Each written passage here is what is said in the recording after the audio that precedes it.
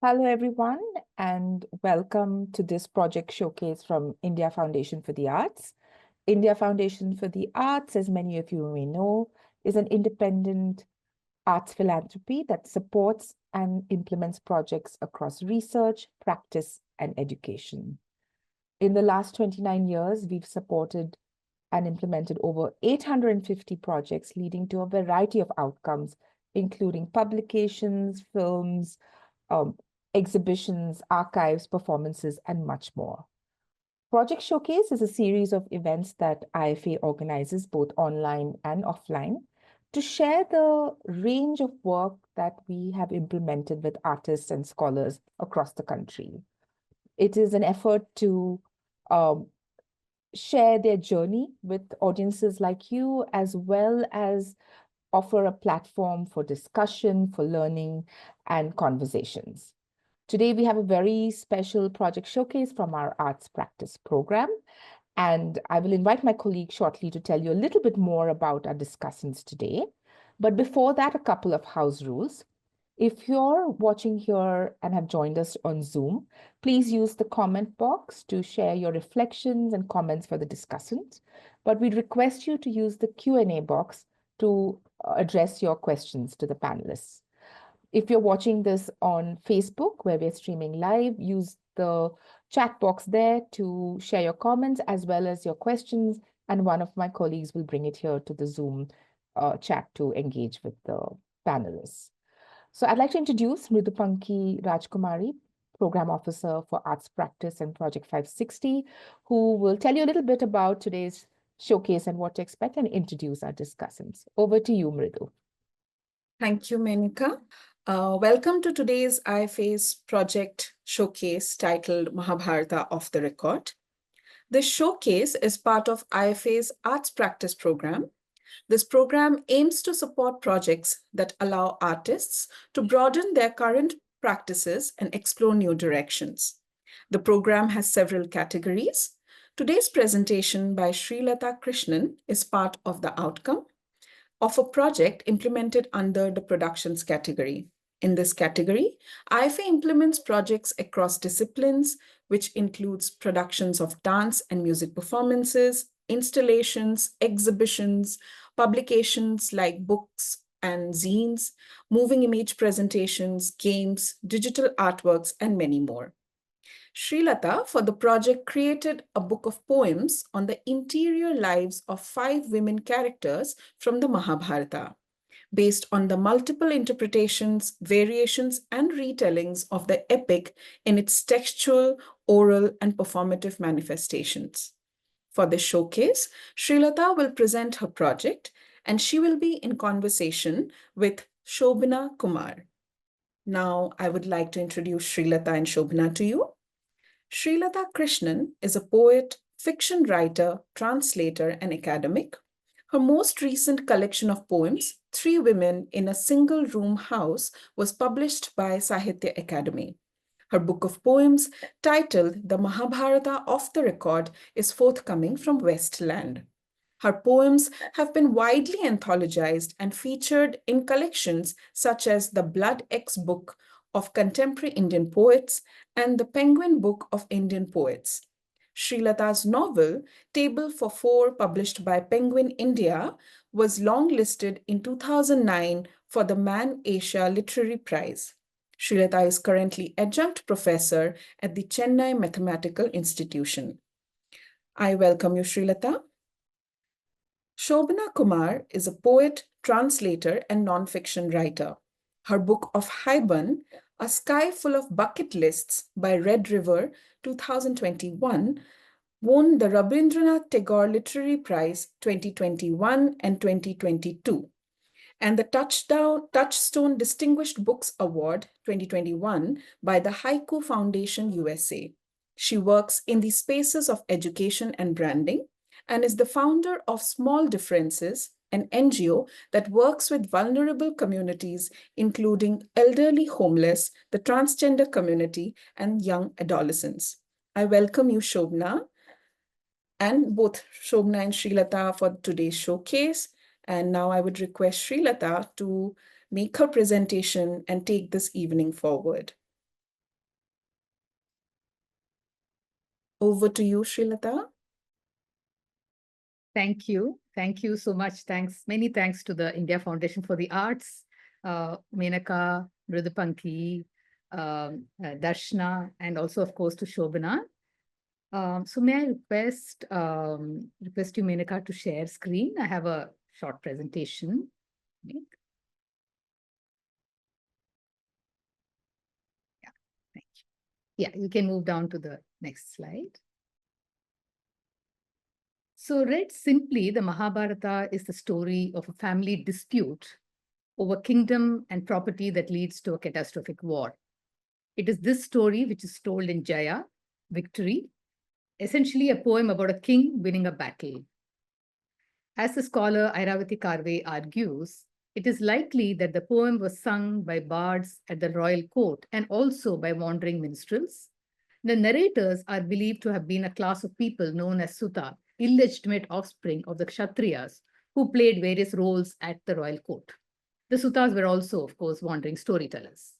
Airavati Karve cites the Mahabharata scholar Suktankar, who argues the narration of the Mahabharata was at one point taken over by a Brahmin clan named Brigu, who added stories of their own to it. With that, of course, the entire epic took a slightly different shape. Next slide, please. So in the Sanskrit version attributed to Vyasa, the version which many consider canonical, the epic is a narrative pastiche made up of prose passages and over a lack of shlokas, each shloka actually working like a couplet. A chapter or an adhyaya consists of several shlokas, and several adhyayas in turn form a parva or a parvan, which basically means movement, sandhi, even classification of a text. So it has multiple meanings. And each of these parvans, or what we might think of as larger chapters, are all basically interlinked. So this Mahabharata is popularly understood to have 18 parvas, though even this is open to debate. It's actually nearly impossible for us to ascertain how many manuscripts there are of the Mahabharata in existence. Sometime during the turn of the century, the Bhandarkar Oriental Research Institute in Pune undertook this massive project of collating and unifying various versions of the text. But even that, as I will argue, is perhaps a doomed and an incomplete project. So it's amazing that they actually even undertook it. The Parvas have been handed down to us separately or in small groups, at least in the oldest Mahabharata manuscripts. The Mahabharata contains stories within stories. I think this is something all of us know. But somehow, magically, neither the various threads nor the main plot are ever lost, right? So there is a very elaborate kind of tracking system that's quite fascinating, I think, for anybody interested in writing and plot construction and so on. This is really a masterpiece. So a story would slip out of view only to reappear at another point in the narrative. It's never simply left behind. There are no sort of there are open spaces, as I will say, but the plot is fairly tightly structured, in the sort of canonical version of it. The Mahabharata stories are told in multiple voices. So this is the other very fascinating aspect of the text. So within the epic, there are multiple narrators. The frame tale begins with sage Shaunaka, who is engaged in the performance of a 12-year-long ritual, which proves to be a magnet for storytellers from all over. Ugrashrava, who is the son of the famous Sutta storyteller Loma Harshana, appears on the scene one day, and he is greeted with cries of joy. Everybody then, of course, implores him. They jump on him and they say, tell us stories of your travels. And then Ugrashrava proceeds to tell the story of his travels, his visits to various sacred places, and also the story of King Janamejaya of Hastinapura, who had performed a Naga sacrifice to avenge the death of his father, King Parikshita, who had been killed by a Naga. So in this story, embedded within the frame tale, the sage Vyasa then persuades Janamejaya to give up his desire for revenge. And that is when Janamejaya says, why don't you tell me stories of my ancestors? I'm really keen to hear them. Vyasa then asks his disciple Vaishampayana to tell Janamejaya the story of his ancestors. And from here on, it is Vaishampayana who becomes the narrator. All of this I'm talking about with reference to the classical, what we consider the canonical Sanskrit epic, right? And so just to keep that at the back of your minds. There is another change of narrator during the Kurukshetra war. The blind king Dhritarashtra desires to know what is going on in the battlefield. And it is the Sutta Sanjaya who gives him an eyewitness account of the battlefield. Hence, that portion of the Mahabharata is narrated by Sanjaya. As Airavati Karve points out, what we have, therefore, is the first narrator, Ugrashrava, who tells the story up to a point and then tells it as it is told by the second narrator, Vaishampayana, who in his turn is the chief narrator up to a point, and then Sanjaya takes over, and after the battle portion, resumes it. So it's quite complex. In addition, there are a number of other minor narrators who from time to time narrate stories which are perhaps not so important, critical to the main plot. And Vyasa himself is believed to have played a part in the events and is supposed to have witnessed many of them, right? This is the popular belief. So Vyasa is believed to have passed on the stories to his disciples, one of whom is Vaishampayana, and the other is Jaimini. And the versions narrated by Vaishampayana differs from Jaimini's. Only a fragment remains from the latter's, from Jaimini's version. Next slide, please. Could we move to the next slide? Yeah, thank you. So the Mahabharata, as I said, is sort of really a masterpiece in terms of design and structure. What happens in one parva, one part of the text, one part of the epic, beautifully foreshadows or is otherwise connected to what happens in another one. Tales are nested one within the other. And so the work of laying out the backstories is quite complicated. And that is something I struggle with also in my own work, right? In my endnotes especially. So there is also, what we call an Upaparva, an episode that sort of moves the story ahead. There is Upakhyana, which is a nested story, and so on. And the tales in the Mahabharata call for retrospective sense making. It's like piecing together a very enormous jigsaw puzzle, right? So Norman Brown points out, it's in his foreword to Karve's Yuganta, that the characters in the Mahabharata, unlike those in the Ramayana, he argues, they are very emotionally complex. They're all shades of gray, each one of them, right? So this is really, therefore, a storyteller's paradise. It's a dream narrative, right? Because you can play with it. There is no bad guy, there's no good guy. I mean, you're sort of popularly led to believe that the Kauravas were the bad guys, the Pandavas were the good guys, and so on and so forth. But when you actually read the text closely and the many versions, you realize that that's really not the case at all, right? So even Duryodhana, for instance, whom we think of as really the arch villain, right, has reasons to act as he does. And Krishna, we know, despite his divinity, is a master manipulator, right? He's not above a few sins himself. Draupadi is often arrogant. Gandhari acts out of anger and resentment when she voluntarily blindfolds herself, and so on and so forth, right? So the emotional complexity of the epic's characters perhaps explains its many retellings, right? Because you feel sort of compelled to say, oh, look, this is not how I read this character. This is not how I read that tale. And, I would like to rework it, right? So which is, I think, the spell I came under as well. So shaped by generations of poets, generations of storytellers, the Mahabharata kind of lives and breathes in these retellings. And you cannot really hope to catch up with it fully. Just when you think, okay, I'm done, I kind of know it, I know the story, something else ambushes you and somebody tells you some other story. Do you know this? And you would never have heard it, right? So this is the thing. In fact, just this morning, I was texting a friend and said, why don't you join us? And she said, oh, there is this paper and so on. So I'm like, okay, now I have to go and see what that unearths, right? So this is how it is. So to assume finiteness or finitude of any sort of knowing the text, that kind of arrogance with which we can claim that I know the Mahabharata, I think is pointless. It's dangerous, really, because you're going to have the rug pulled from under your feet. So also some Mahabharata stories, especially those that are later interpolations, such as the Tamil, so there is a whole Tamil Bharatam also, for instance, or the Bhil Mahabharata or the Alli ballad are not known beyond their places of origin. They're very, very region specific. And some are even in danger of extinction, right? So there are so many sorts of things going on, right? So also then, therefore, what happens quite understandably, naturally, is that versions of the Mahabharata tales may oftentimes contradict each other. Yeah, but that's par for the course, and it only makes for a richer interpretative field. So again, a dream plot, if you will, right, for a writer or for a poet, right? Could we move to the next slide, please? Yeah, thank you. So I'm just going to sort of take you through in the next couple of slides. A course that I did as part of a course that was offered by the Bhandarkar Oriental Research Institute by scholars affiliated with the Bhandarkar Oriental Research Institute, BORI, it's called. And the lectures were all based on what's understood to be Vyasa's version, which I'm saying understood to be very deliberately, right? Because this is how it's received, but the truth can be really anything, right? We are not dealing with that kind of truth telling here at all. So basically, the scholars argue that the Mahabharata is a vast, beautiful assemblage of words. It's a Mahakavya, and nestled within that big poem or the Mahakavya, there are smaller poems. So that's like the structure, if you like. The theme, and we all know this, of course, is war and aftermath of war. The plot is, more or less entirely event-driven. The characters are more or less entirely situation-driven. They respond to situations in various ways, and that there is a very effective, vivid, dramatic presentation of events and situations. For instance, the famous scene we all know of Draupadi being dragged to court, right?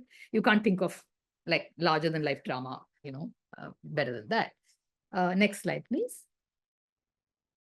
So the style, the scholars argue, is very straightforward, very simple, plain. It is occasionally embellished with perhaps a row of adjectives, some of which may even be meaningless.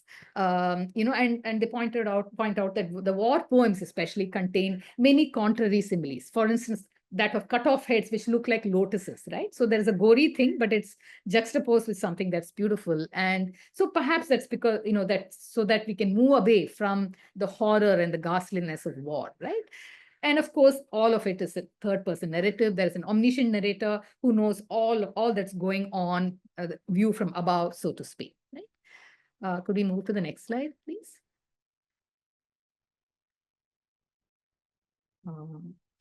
No, not this. Slide number 7. Yeah, thank you. So it's also an epic that's sort of filled with exaggeration. And this is, of course, true for most epics, as you know. That's, again, part of the entire genre of the epic, I guess. So, for instance, Yayati lives for 1,000 years. There are birth stories which are completely unrealistic. It's, of course, overlooked as poetic license and so on, all sorts of things. And as I said, all shades of characters, there's no black and white. We know that Duryodhana, we learn that Duryodhana did not initiate the entire conflict. He was actually reacting to Bhima's bullying early on, right? And we also learn to see that Yudhishthira does have sometimes feet of clay and that he's fairly spineless, right? And also, what the scholars point out is that while Vyasa says, one thing about the characters, right? So he might say, for instance, that Yudhishthira is sort of this great, glorious, there can't be anybody more perfect than Yudhishthira. But when he behaves in certain ways that make you feel he's actually quite cowardly, he's quite the fact that he gambles his wife and his brothers away, tell us something about his characters that are not quite in keeping with what Vyasa claims him to be, right? So this is the thing. So there's one thing that is said by Vyasa or claimed by Vyasa. So there's a lot of some sort of commentary about the characters. And there is another thing that the action it seems to be in conflict, right? And also we learn, and again, I mean, this is something that I think all good stories do. We get to see that all of these characters in the Mahabharata are really creatures of emotion. They're trapped by their emotion. Draupadi's anger and resentment, which takes her nowhere, really, I mean, in the end, and that kind of thing, right? And of course, I've played with that anger and resentment in my own work, in my own way, very different interpretation, really, right? Could we move to the next slide, slide 8? Yeah. So Vyasa allows us to see, the various emotional undercurrents between characters, but he does not comment on it, which again is a great gap for other storytellers and poets to come in on. So there is no peace of mind for any of the characters. That is something we see right through. The focus is on the dark side of life. Next slide, please. Yeah, so if you look at it from the rasa theory point of view, again, I'm quoting from the lectures, from the course. What we find is that, the Mahabharata, as I said, is a very dark epic, right? In fact, people will not, some of you may know this, a lot of households, I think, especially in the north, do not keep copies of the text in their houses because they feel that, it will lead to conflict in the family. You'll keep the Ramayana and the Gita, but you'll not keep the Mahabharata, right? Now, it's sort of dominated by these rasas. Raudra, which is the rasa of wrath or extreme anger. Veera, which is heroism, courage, valor. Bhayanaka, the rasa of fear. Bibitsa, and Adbhuta, right? So these are the rasas that it is dominated by. Next slide, please. slide 10. Yeah, so, and also you find that, conversely, you find that the Hasya Rasa, Karuna Rasa, Shanta Rasa, and Shringara Rasa, Hasya is almost completely absent. I mean, well, there are little, I think, small tales here and there, but other than that, it's sort of somebody laughing at somebody, but not, really funny in that sense. So there are, little snippets of all of this, but it's sort of very, it doesn't dominate the canvas of the Mahabharata, right? Next slide, please. So the epic actually speaks of dharma and of the dharma of war, particularly because there is a need to justify something as violent and horrific as war, isn't there? So, but what you again see happening on the ground is mostly adharma and war. And who bears the brunt of the adharma? I mean, goes without saying, it is the foot soldiers, the working class folk, the women, those who are widowed, the mothers who have lost their sons, and all of that, right? So Vyasa actually ends by saying one should attain everything through dharma, but nobody does that. Nobody listens to me, right? So what prevails is adharma, which is the natural human tendency. So it's almost like a lesson in, look, this is life. Life is suffering. Life is full of, it's actually quite bleak, right? So that's the vision of the Mahabharata, if you like, right? Could we move to the next slide, slide 12? So unlike the Ramayana, the Mahabharata is a circular story. It has a huge, massive canvas, which is quite scary. We don't know where the central point is, if there is a central point. And also then, in a way, perhaps because it's so huge, think of it as a large palace with many entrances and exits. So literally anything can be interpolated, it can be added, it can be kind of taken away. And as its popularity grew, we find that the Ramayana too was included in it, right? And a new context was sort of devised so that it could be added on as a upakhyana, right? So you have ways in which, I mean, maybe I can come back to it during the question answer session if there is a need. I can tell you how that kind of sort of happened, right? But there, you find that the Ramayana, parts of the Ramayana are sort of referenced in the Mahabharata. Okay. So could we move to slide 13? So Wendy Doniger points out that the Mahabharata marks the transition from the corpus of Sanskrit texts known as Shruti, which is the Vedic canon of texts dating back to roughly 1500 BC, which are unalterable, right? You can't alter that. You can't mess with it. To those known as Smriti, which is the human tradition constantly revised, the remembered texts of human authorship. Text that could be altered, right? So this is the key. And I think this is a very, very, this is what makes the Mahabharata like such a live, vibrant text that continues to live. And it's not a dead text. It's not something that you put away and you sort of say, oh, I better not touch a word of it. It's not that kind of text at all. Next slide, please. Now, there is, of course, a very, very strong, I think, a natural human impulse that all of us have when we see something messy and massive and chaotic. Like people have used words like this, no? Chaotic. Indologists, Orientalists, Indologists, especially their favorite word is the Mahabharata is epic chaos, right? I mean, we have to tidy this up. So there is this human impulse to collate, to unify, to tidy up the multiple versions of the text and to arrive at a sense of that one text, right?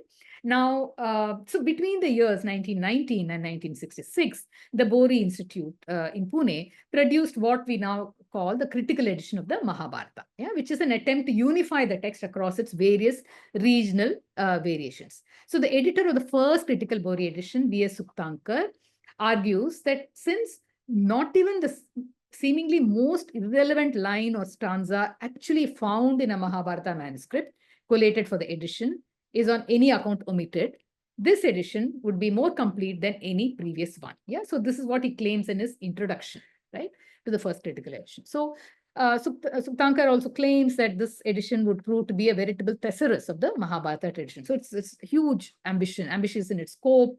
And as I said, there's an entire institute where, I mean, all of these manuscripts sort of continue to be stored and that kind of thing.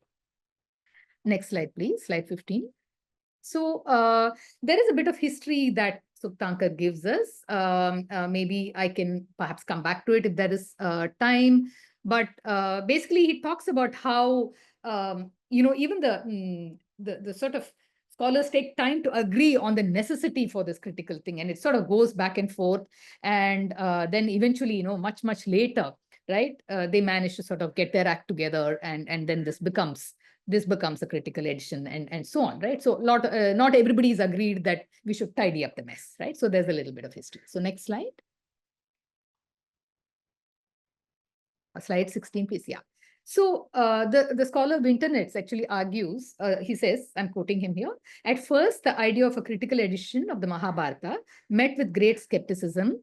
Most scholars were of the opinion that it was impossible to restore a critical text of the great epic, and that we would have to be satisfied with editing the South Indian text, while the North Indian text was represented well enough by Calcutta and Bombay editions. Only a few scholars were in agreement with the plan of one critical edition, right? So next slide, to slide 17. So this is just like a little snapshot from my PDF version of the introduction to the Bori critical edition, detailed account of the manuscripts. You can see it's probably not very clear. If you move to the next slide, Minika, slide 18, please.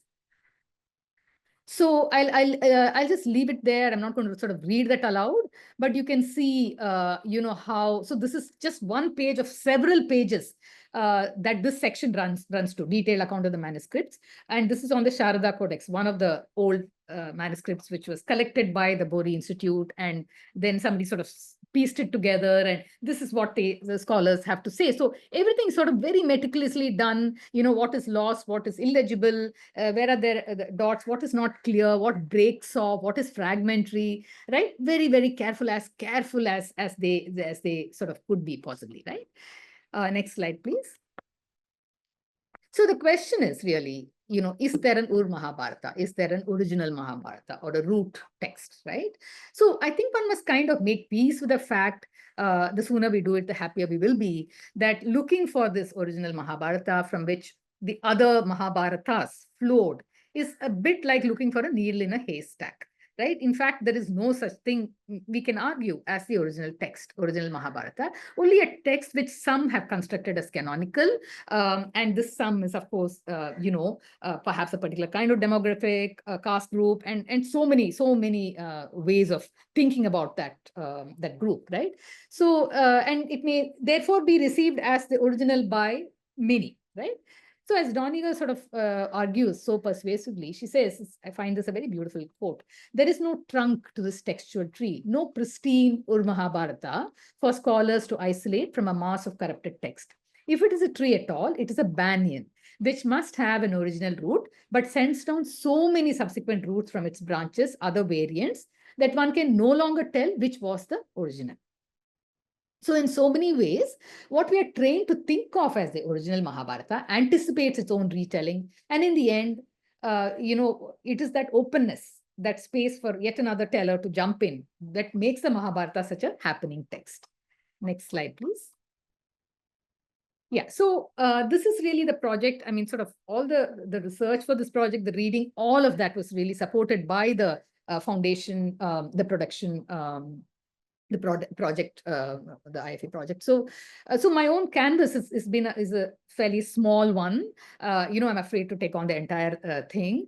So sections of the Mahabharata, which I felt compelled to unpack and retell, and sometimes very serendipitously, not that I did everything and I know everything, no, right? So what I did was to follow some of the fault lines, some of the cracks, and some of the fissures, and sort of what organically stood out for me were gaps in women's stories, right? Some of which had already been the subject of wonderful, quirky, unorthodox telling. And I've sort of built on the foundations of these and other tales such as Alli's story, right? Alli from the Tamil tradition, later sort of that pops up as a ballad and so on, were marked by silences and by gaps, right? So there are 5 poetic sequences which constitute my work. To read them, you'll have to sort of eventually wait for my book to come out. It's also called Mahabharata Off the Record, and Westland so we'll be publishing it sometime soon. So that's the thing. And formally also, there have been a few things I've tried with the work. I've sort of worked with haikai forms. I've worked with sort of Sangam poetry, the dramatic monologue, and so on, right? So the last couple of slides, please, Menaka. So these are some of the source texts and for the poems, which, as I said, will, the next slide, last slide, which I've sort of worked with. Thank you.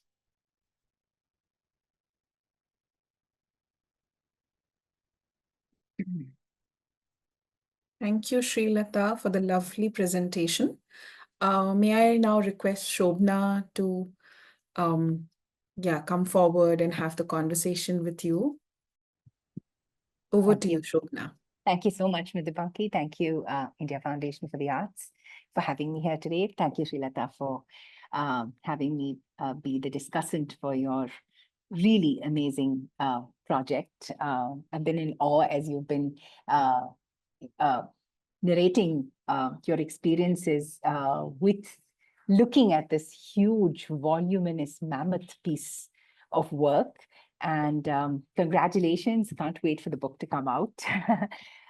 So the first question that I have for you is a sort of lift off. You did speak about it a little bit, but given that this giant of an epic has had innumerable tellings, regional stories and stuff like that, and stories within stories, and a star cast that addresses possibly every psyche known to mankind. And if you can just tell us, when you began embarking on the project, you said you were drawn to the silences, but how did it begin? Did you because you also write fiction, and you've written compiled books of nonfiction as well. How did this start for you? How did this calling come to you? Did it come as poetry? Did it come as fiction? How did you embark on that? Just tell us a little bit about that, just to set us off. Yeah, thank you. It's a little complicated, I think, in the sense that I think it was, again, like many things in life, just happenstance also.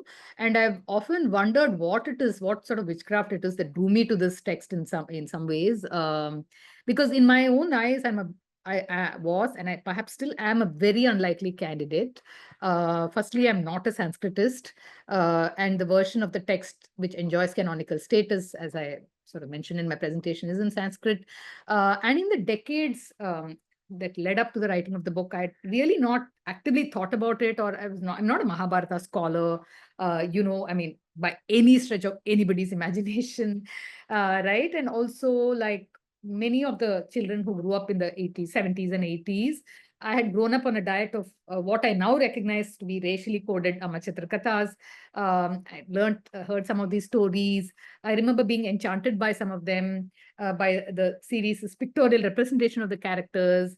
I knew the gods, they were all sort of fair-skinned or blue or whatever. The Rakshasas were all dark-skinned. I mean, it was terrible, racially coded stuff, right?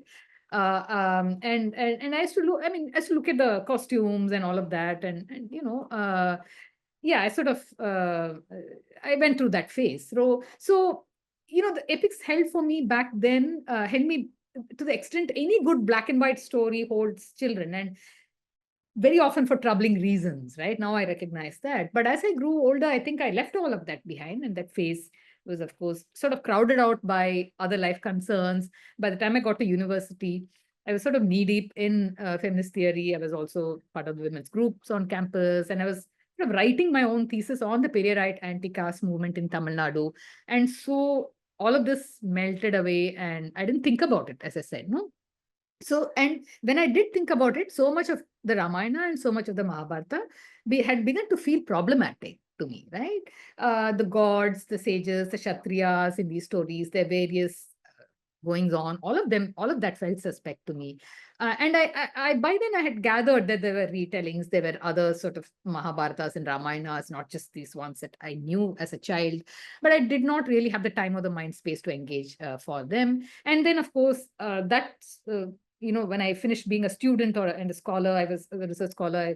I had a 2.5-decade long immersion in academia as a prof, and also motherhood and domesticity and all of that, and which again led me away from the epics, right? And maybe briefly I tried to get my kids interested in them, but I failed. So that was about it. And then when the kids grew older and I stepped away from academia, and I hoped to build sort of a life in writing, which I felt was more aligned to who I was beginning to feel I was. That was when I said, okay, let me sort of maybe start by clearing out my bookshelves and everything. And that seemed to make sense to me initially. And that's how the Mahabharata actually re-entered my life, because I found a copy of Bhairappa's Parva, which was tucked away and at one end of a bookshelf. And I said, okay, So I had no recollection of when I had bought it, where I had bought it. It was all a blur, but I sort of started reading it and I was really lost in its pages. So then that's how it started, but it wasn't such a seamless, great story as I'm making it out to be, because there were so many false starts and stops, and I put it away and it just sort of stagnated for a long time and all of that. So yeah, but the Mahabharata really found its way to me, and I'm not sort of saying it's some big, like, yeah, but it found its way to me in this way, So yeah, it's sort of Thank you. long. Thank you.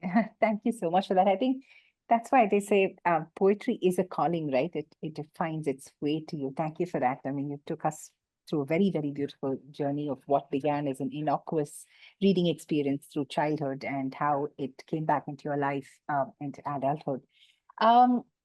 You in your presentation, you spoke a lot about the research work that you've done, especially at Bori, and listening to lectures and things like that. So when you're undertaking something as vast as this and, culling out stuff for your project, um, grants and, like the IFA enable so much for a project like this. So I'm just curious if you, for someone who is a practicing poet in your case, what did an institution such as the IFA enable? Would you share a little about what it made possible for you? Please tell us a little bit about that. Yeah, thank you. I'm glad you sort of brought it up because, for writers, as you know so well, especially for poets, there is next to no support of any kind. So there is no financial support at all in India, right? And in fact, when you sort of say that you're a poet, sometimes I tend to keep really quiet about it. I don't say it in all the contexts. People react in all sorts of ways and they don't know what to make of you. There's sometimes a sort of stunned silence. When I used to notice that if I told people that I was a prof, when I was a prof at IIT, they had no hesitation at all in placing me. There is a measure for that, right? A quantifiable measure of who you are and so on. So in short, to be a poet as it is, you have to sort of work against, you're not actively doing it, but by being whatever that you are working against social expectations in a way, right? The weight of that, right? Very true. Yeah, Very true. and you have to remain, I think, almost madly committed, fiercely committed to the madness of being of writing Totally. poetry. Otherwise, it's so easy to lose faith and lose focus. Now, Absolutely. that's where I think an institution like the India Foundation for the Arts and the sorts of support it offers is so important. And I want to say here that, again, this is not to sort of praise IFA to its face or anything like that at all. It's really, I mean this. Yeah. Right. In the case of IFA, I found that, it was not just financial support, but also all the members of the team, had a very fine understanding, first of all, of what my work was about. There was a genuine engagement and all that. And also what I would need perhaps in order to do the work. Right. So I can just give you a little example, and not a little example. I think this is really crucial to the spirit of IFA in a sense, which is that halfway through, midway through after I got the grant and little before I reached the midway point with it, and I'd actually not even spent amount of money, maybe a few books here and there I'd bought, and that's about it. They were like, I had a lot of personal challenges with my daughter's health and so on, and I was in no frame of mind to write or even read or even think straight. It was a crazy time. And, to hell with the Mahabharata, to hell with being a poet, all of that. No, that's what I was going through. And I remember messaging Sumana, calling her up, Sumana, who was at that point, Amritapal's predecessor. And I said, look, this is what's going on. And I don't think it's fair to keep on with this grant and all that. I think I should just, sort of return the money or whatever, right? I don't want to sort of take this on as a thing and all that. And she really very sweetly talked me through it. She said, no, we can give you an extension. There's a way in which you can get an extension. Don't sort of react so hastily. And I think otherwise I would have really given it up. And, that giving up has happened to me so many times in other contexts, in other institutional contexts, that I think this is something I'm deeply grateful for, and I don't think too many donors or too many institutions would Yeah. actually do this. They were, I mean, Yeah. why would they, right? So Yeah. that was one thing. That was just an immediate thing. But also, for instance, even this, the IFA knows that there's a book of poems coming out, and that there's a separate journey involved there. So there's a lot of generosity and warmth Yes. all around. And Yeah. more than that, I think I just feel like I feel seen, and I have felt very supported right through. And I think IFA is it actually models something for the art space in India. It's a very precious, I think. Yeah. All right. Thank you so much for that. What you offered to those of us who are writing poetry is in a sky that's often darkened with the darkest clouds possible. There are shimmers of hope, right? And there are people to walk you through. Thank you so much for that. So I'm coming back to the Mahabharata now, and given this large volume, right? How did you sieve from this? You must have read for years. You must have read various, your research must have been copious volumes. How did you sieve what you wanted for the book? Yeah, so first off, a disclaimer. I mean, I read, but I wouldn't make the claim that I read copiously or very widely. And as I said already in my presentation, I'm not a Mahabharata scholar. I would be terrified to claim that, because again, just the massive thing of it, and and the fact that I don't know Sanskrit. And so, so I'm beginning with a disadvantage of that kind, right?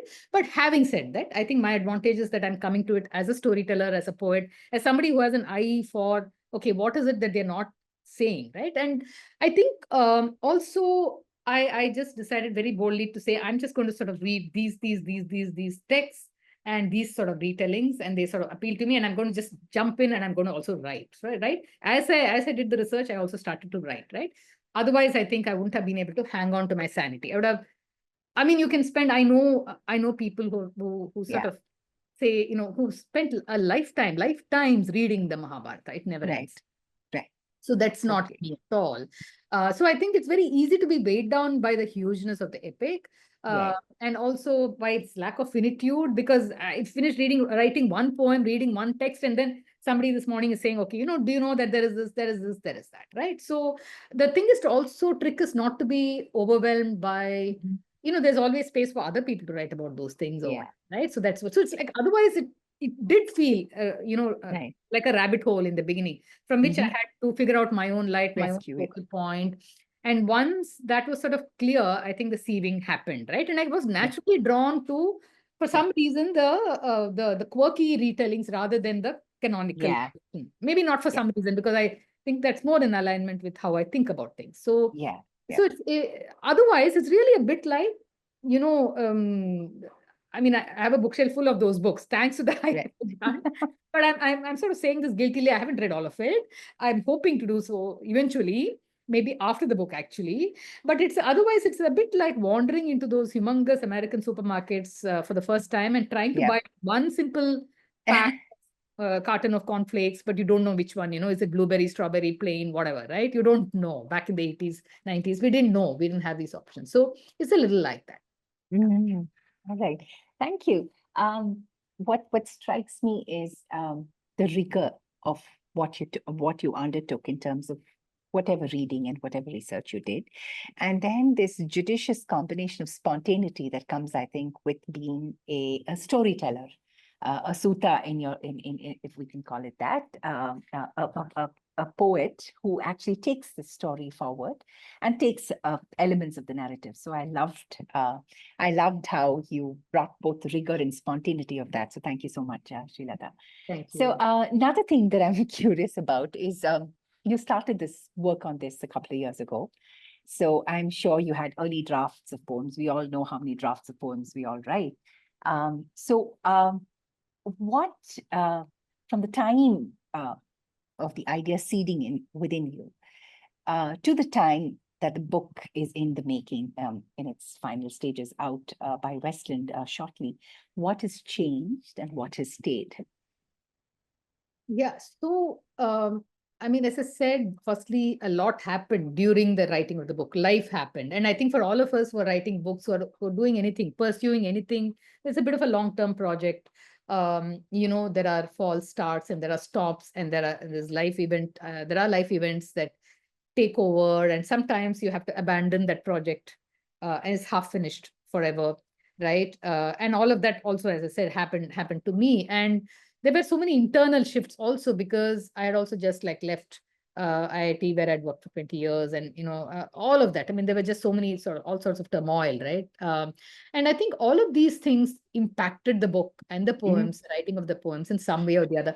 But I don't think I can tell you how exactly it did. Right. Just that it did, I'm sure, right? And Right. and as I said, halfway through, more than once, I think I felt I was losing steam. I felt I sort of lost faith almost in how the poems were turning out, and I felt they were not good, and a lot of self-doubt and everything. So I put it all away. I finally, I mean, finally, it's an act of courage. You sort of say, okay, let me dig it out and see if there is something I can salvage. Maybe it's not so bad after all. And then you have to really, and that's where I think, like, I have other poet friends, Fiona, Bulger, Arundhati, and sort of all of whom, and you yourself at various other points. But Fiona, Arundhati, and Ranjit actually did, sort of read through drafts, and sort of they were very, very supportive, and they encouraged me to sort of, to keep at it. And I felt, okay, maybe this is not entirely, they're not so bad after all, right? And I think that's kind of how it happened, yeah. Right. Yeah. I think some of the comments in the chat box echo just what I was saying. Your answers to these questions are so honest and come from a place of authenticity. One, and the second is, thank God you didn't stop writing, right? I'm reminded at this point of the famous physicist, storyteller, Carlo Rovelli, who says, I'm paraphrasing it, of course, he says, genius hesitates, right? And I'm reminded of that when you so candidly admit, and I think you're being utterly modest about what you're saying, because it came through in the presentation how thorough you've been about preparing for this. So kudos to you again, Srilata, and many, many congratulations. So my next question is, you have 5 books of poetry out, right? Your most recent being published by Sahitya Akademi. So I'm wondering, I'd like to ask you, how does a historical context, how has that influenced your work as a poet? Okay, so the other 5 collections that precede this one are largely that of standalone poems, where the material is life material largely. This one is kind of different in the sense that the material is a text which, performative, oral, written, that everybody knows in their own ways, but which also sort of began to feel a bit like life material for me somewhere down the line. So I think the history of the epic intersected very curiously with my own sort of processing of life, Right. Thank you for that. And I think I just have one more question, I think, before I pass it back to Menaka and Ridupanki, which is, you worked on classical Tamil. You have worked, and know you from your writings that you're drawn also to the haikai forms of writing. So have these genres consciously affected your, influenced your work? So one thing is, I did not work on classical Tamil for the anthology Rap, The Great River. The classical stuff was all handled by Lakshmi, who also sort of relied on existing translations that were already there and that kind of thing. So where I came in was for the, the contemporary Tamil poetry section. So that's where translations were. I'm again, as my Tamil is better than my Sanskrit, but it's not classical Tamil, and miles away. I wouldn't be able to. So that's one. But but I think that sensibility of working with the South Asian ethos, I think that is something that I definitely, that seeps in, I think, to all in a lot of my work, and definitely in this work. Now, regarding haikai forms, haiku and haibun and so on, it was just by chance, really, that around the time I sort of started thinking about this work, I had just before that, I'd been actually experimenting with haikai forms, the senryu, the haibun, the haiku, and so on. And so some of these poems bear that imprint, right? So some of the poems you'll see that they conclude or they open with the thing, or they run side by side along with the main text of the poem. Then there is also the dramatic monologue, silent listener, the Saki, and so on and so forth. So there's also the influence of, I think, Tamil Sangam poetry, which I've read. So many things. Right. Thank you. That's a lovely teaser to the book. I think all of us are looking forward to it. And I think I'll leave it on that note with an invitation to you to sort of give us a curtain raiser to the book. And if you can read the first poem of the collection, Invisible Ink, for us. Yeah. Would somebody please share screen, the PDF of the poem, if that's there? Yeah, I think you might need to zoom in a bit of focus. Is that clear?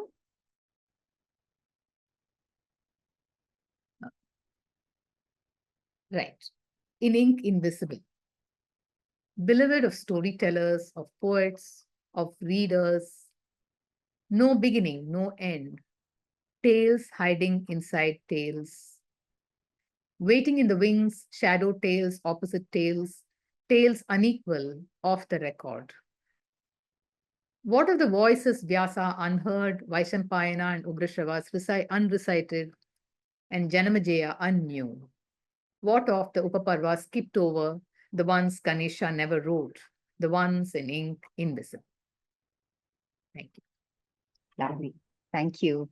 That's a beautiful curtain raiser to the book. And on that note, I'll hand it over back to you, Menaka, and Ritu for the rest of the evening. Thank you so much, Srilata, and I hope you come out with many, many more books and versions of epics and historical poems and whatever is in store for you. Thank you so much.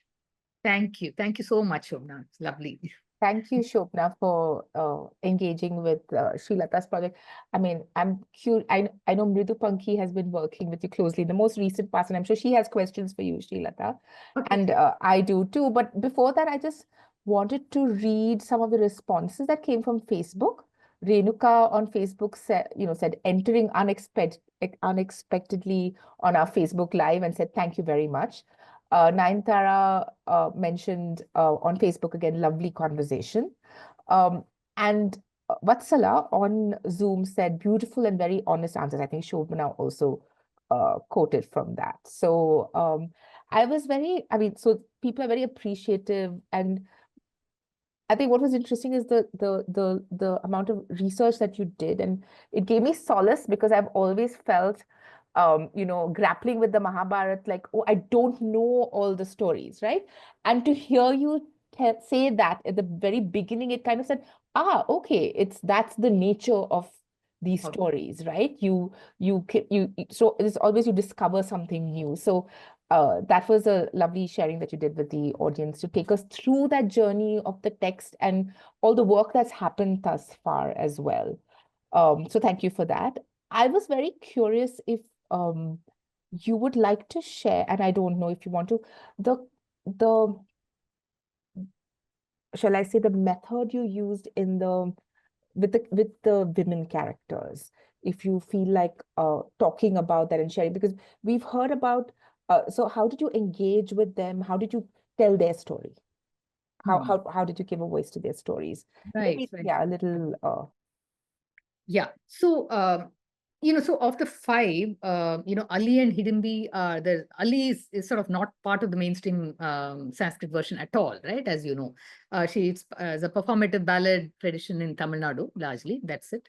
And in fact, in Tamil, we say Alli Rajyam for women who are sort of domineering and who sort of boss over their husbands and so on. We say that's the rule of Alli, right? And she's this fierce warrior queen.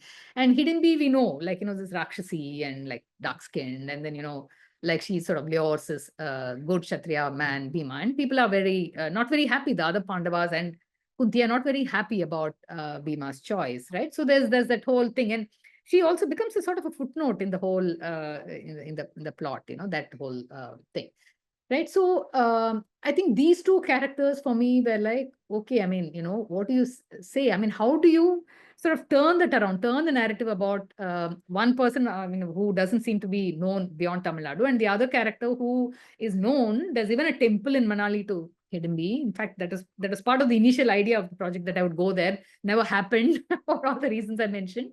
But but the thing is, it's all there. But then there's also this sort of way in which she's represented as being bestial, as being sort of very racially coded, right? She's not human, she's not feminine, she's she's a sorceress, and so on. So there's a way in which that story actually literally, I mean, you're like, no, you have to jump in there and correct the record, do something with it. Now, Draupadi, there's so much that has been said and written, as we know. She's, I mean, it's done to death, you might say, right? So initially I was like, yeah, is there even any point in doing another Draupadi number on Draupadi kind of a thing? But then I realized also there are versions where, the fact that Draupadi was a scholar and a poet, as a child, as a young woman. And then it occurred to me, like, what happened to that woman? All we know is this woman who's then married to 5 husbands. She's trying to divide time and trying to do it as virtuously and carefully as possible. And we know the rest. We know how she's dragged to court. All those things are known. But what of her early life? And what does it say about women's lives that you have to abandon that early self when you enter that other phase of life, right? So I think these are some of the things. And Kunti also, Bhairappa's telling is like amazing. I mean, you have a very different Kunti. She's not this good mother Kunti kind of thing. I mean, she's been up to quite a lot, right?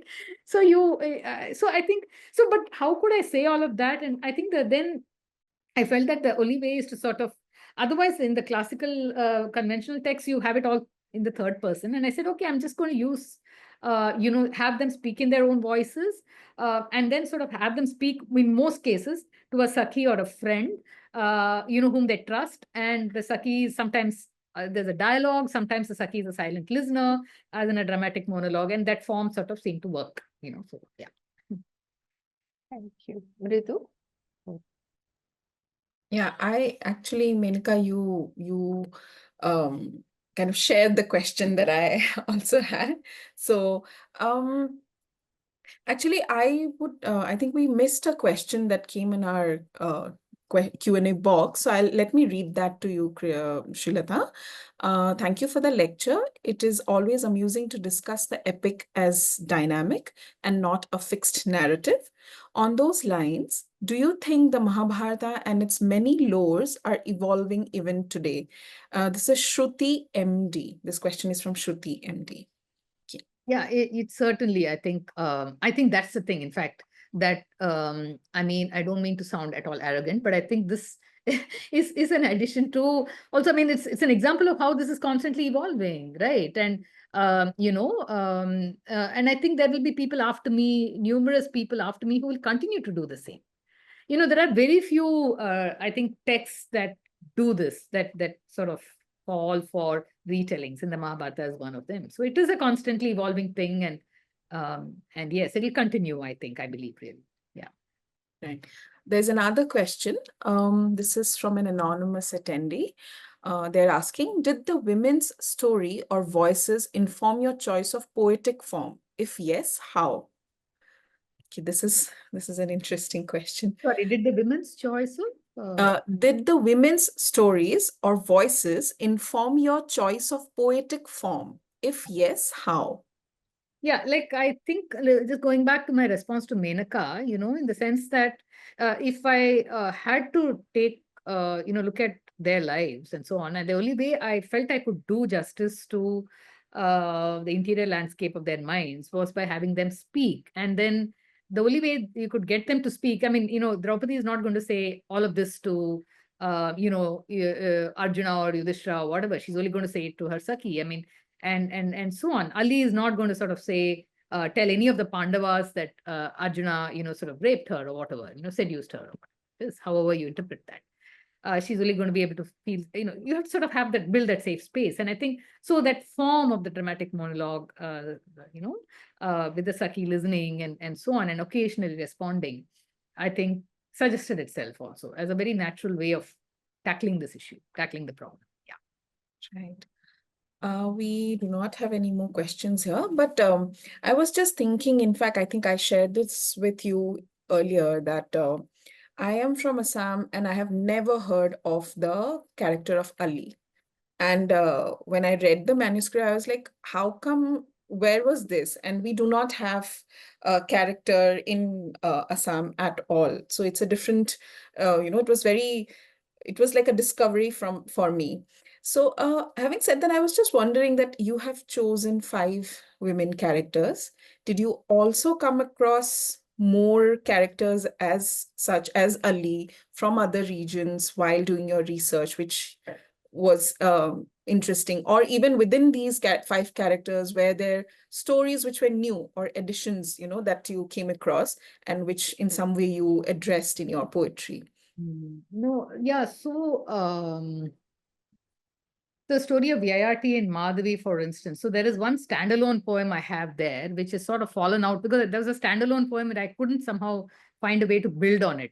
So there were a few like that. And I think if I were to sit down to it, I think there would be scores and scores more, So it's really an open field. I mean, Right. yeah. Thank you for that answer. Do we have any more questions on Facebook and anywhere?